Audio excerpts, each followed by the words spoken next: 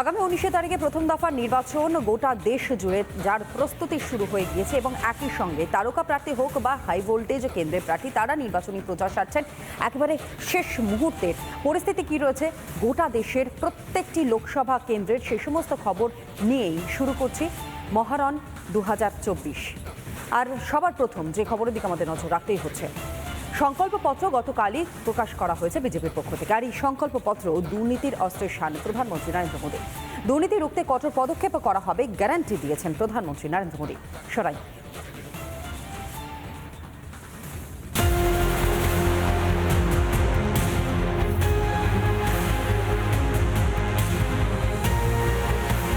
ক্ষমতায় এসেই দুর্নীতির বিরুদ্ধে জিরো টলারেন্সের হুঙ্কার দিয়েছিলেন প্রধানমন্ত্রী। ফের একবার দুর্নীতির বিরুদ্ধে সুর চড়ালেন প্রধানমন্ত্রী। দুর্নীতির বিরুদ্ধে পদক্ষেপ চলবে, গ্যারান্টি নরেন্দ্র মোদী। भ्रष्टाचारियों पर ऐसे ही निरंतर सख्त कार्रवाई होती रहेगी, ये मोदी की गारंटी है। দুর্নীতির মৌচাকে ঢিল পড়তেই একে একে গারদে বহু নেতা মন্ত্রী। আবগারি দুর্নীতি মামলায় তিহারে দিল্লির মুখ্যমন্ত্রী অরবিন্দ কেজরিওয়াল। গারদে ঠাঁই হয়েছে সত্যেন্দ্র জৈন, মনীষ সিসোদিয়ার। তালিকায় রয়েছেন বিআরএস নেত্রী কে কবিতা, ঝাড়খণ্ডের প্রাক্তন মুখ্যমন্ত্রী হেমন্ত সোরেন। অন্যদিকে বাংলায় শিক্ষা থেকে রেশন সবেতেই দুর্নীতির ঘুম। দুর্নীতি মামলায় জেলে পার্থ চট্টোপাধ্যায় থেকে জ্যোতিপ্রিয় মল্লিক। বিহারে রয়েছেন তৃণমূল কংগ্রেসের দাপুটে নেতা অনুব্রত মণ্ডল। দুর্নীতির বিরুদ্ধে মোদী সরকার যে নিরন্তর কাজ করে চলেছেন তিনি তা উল্লেখ করেন প্রধানমন্ত্রী। आपने देखा है कि पिछले 10 साल में भ्रष्टाचार पर भाजपा सरकार ने राष्ट्रीय स्तर पर होने वाले हजारों करोड़ के घोटाले अब बंद हुए हैं। अब गरीब को उसका हक मिल रहा है और गरीब को लूटने वाले जेल जा रहे हैं। এদিকে দুর্নীতিকে শিকড় থেকে উপড়ে ফেলার হুঙ্কার দিতেই তেড়ে ফুড়ে ময়দানে বিরোধীরা। जो लोग लूटे वो उनके झोली में है, उनके क्या बोलते हैं आप, उनके लैब पे बैठे हैं और वो शाह के वॉशिंग मशीन में जाके क्लीन होकर बाहर आए हैं। और अब तक उन्होंने जो 25 लोगों को ईडी का जो केस डालकर उनको डरा के धमका के लिया है, फिर वो तो भ्रष्ट थे ना भाई। अगर भ्रष्टाचारियों को आप नहीं छोड़ने वाले हैं तो उनको पकड़ लेके अपने पार्टी में क्यों लिए? सबसे बड़े भ्रष्टाचारी भारतीय जनता पार्टी के पदाधिकारी हैं। जो सारी पार्टियों के भ्रष्टाचारी हैं उनको भारतीय जनता पार्टी अपनी पार्टी में लेके आती है। सिर्फ यही कार्यवाही करती है भारतीय जनता पार्टी। দুর্নীতির কথা বলেছেন, কিন্তু তার অর্থমন্ত্রীর স্বামী তিনি বলছেন যে ভারতবর্ষের সবথেকে বড় দুর্নীতি হয়েছে মোদির হাত ধরে। ইলেকটোরাল বন্ডের কথা বলেছেন, পৃথিবীর সবথেকে বড় দুর্নীতি। সব মিলিয়ে 15 লক্ষ কোটি টাকা ভারতবর্ষের বুক থেকে বিজেপি তথা মোদি হাফিজ করে দিলেন।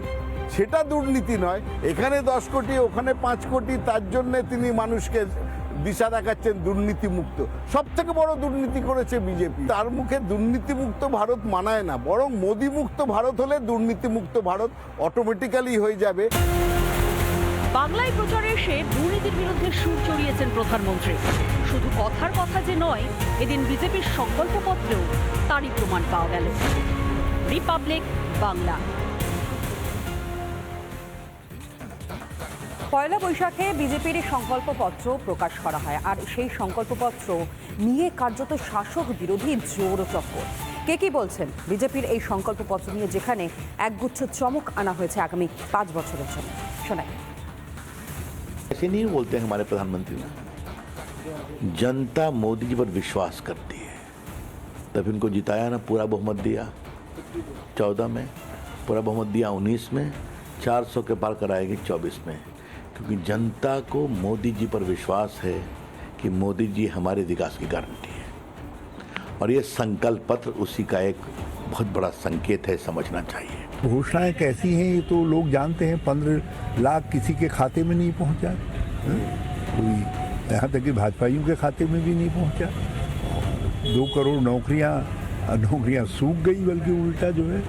और भाजपा ने अपना कोई वादा किसानों की आमदनी दुगना करना, जो है काले धन की समाप्ति, कोई चीज़ नहीं हुई, बल्कि उल्टा देश के ऊपर जीएसटी और वो थोप दी गई, जीएसटी थोप दी गई, नोटबंदी थोप दी गई। तो भाजपा जो है कि कथनी और करनी में बड़ा भारी अंतर है। और इनका जो घोषणा पत्र है, जिसको ये संकल्प पत्र कहें, महासंकल्प कहें, मगर वो खोखला है। विकसित भारत की परिकल्पना को साकार करने की संकल्पना पर आधारित 14 नए संकल्पों के साथ गरीब, युवा, महिला और किसान, इन 4 स्तंभों पर आधारित भारतीय जनता पार्टी का ये संकल्प पत्र देश के एम्बिशन है, और जो देश का एम्बिशन है वही मोदी का मिशन है। মোদি এবং বিজেপি সরকার তো দুর্নীতিকে লালন পালন করছেন। সবচেয়ে বড় দুর্নীতি হচ্ছে ইলেকট্রাল বন্ড। মোদির তো সাহস হলো না যে ইলেকট্রাল বন্ডের টাকা, বেআইনি টাকা আমি ফেরত দিয়ে দিই এবং অন্যান্য রাজনৈতিক দল যারা পেয়েছেন তাদের বলি ফেরত দিয়ে দিই। মোদি এবং মোদির সাগরেদ মমতা ম্যাক্সিমাম টাকা পেয়েছেন, সে টাকা বাতিল করলেন না কেন? পিএম কেয়ার্স ফান্ড নিয়ে সমস্ত তথ্য মানুষকে দিচ্ছেন না কেন? আর যে সমস্ত রাজনৈতিক নেতাদের বিরুদ্ধে তোপ দাগছিলেন যে এরা দুর্নীতিগ্রস্ত, যেই তারা বিজেপির হাত ধরে বিভিন্ন প্রতিষ্ঠিত রাজ্য সরকারকে উল্টে দিলেন, তখন তারা মোদির খুব প্রিয় পাত্র হয়ে গেলেন। ভারতবর্ষের বুকে সবচেয়ে বড় দুর্নীতিগ্রস্ত দল হচ্ছে বিজেপি এবং তার নেতা মোদি। দেশ একটা, তাহলে ভোট একটাই হবে না কেন? এক দেশ এক ভোট সংকল্পপত্রে ঘোষণা করলো বিজেপি। দেশ স্বাধীন হওয়ার পর থেকে অনেক বছরই একসঙ্গে হয়েছে লোকসভা আর বিধানসভা ভোট। 60-এর দশকে সেই পরম্পরায় ছেদ পড়ে, কিন্তু অমৃতকালে পৌঁছে আবার সেই বন্দোবস্তে ফেরার ইঙ্গিত নিজের দলের নির্বাচনী সংকল্পপত্র ঘোষণা করে প্রধানমন্ত্রী নরেন্দ্র মোদীর আশ্বাস অন্তত তেমনটাই। সালটা 1999। অটল বিহারী বাজপেয়ী সওয়াল করেছিলেন এক দেশ এক ভোটের পক্ষে, অভিন্ন দেয়ানি বিধির পক্ষে। প্রায় 25 বছর পর দেশে অভিন্ন দেয়ানি বিধি কার্যকর করার পথে এগোতে শুরু করেছে সরকার। অভিন্ন দেয়ানি বিধি বা এক দেশ এক আইন সম্পর্কে দেশবাসীর মতামত সংগ্রহ করে তা রাষ্ট্রপতির কাছে জমাও দিয়েছে সরকারের তৈরি করা বিশেষ কমিটি। यूनिफॉर्म सिविल कोड को भी देश हित में उतना ही आवश्यक समझती है। এবার এক দেশ এক ভোটের প্রস্তুতিও শুরু করে দেওয়ার ইঙ্গিত দিলেন বাজপেয়ীর উত্তরসূরি। তৃতীয়বার ক্ষমতায় এসে এক দেশ এক ভোটের পথে এগোবে বিজেপি, আশ্বাস প্রধানমন্ত্রী মোদীর।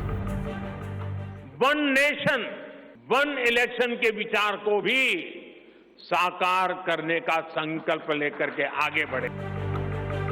এক দেশ এক ভোট বলতে বোঝায় সারা দেশে একসঙ্গে নির্বাচন।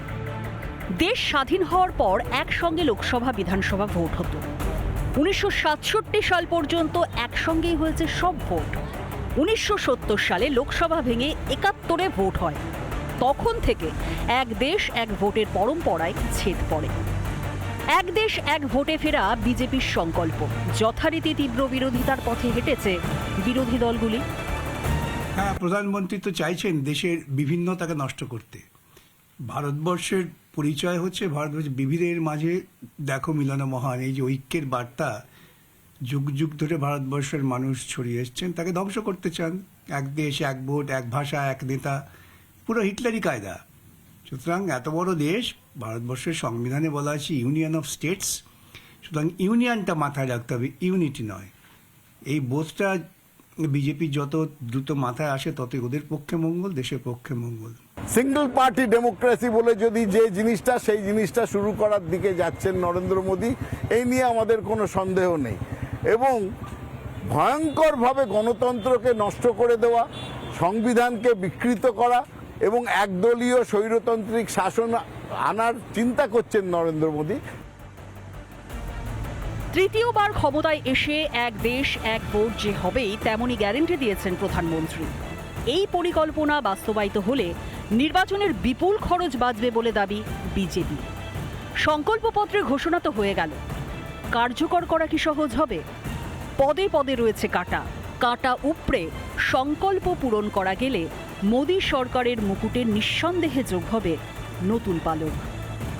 রিপাবলিক বাংলা।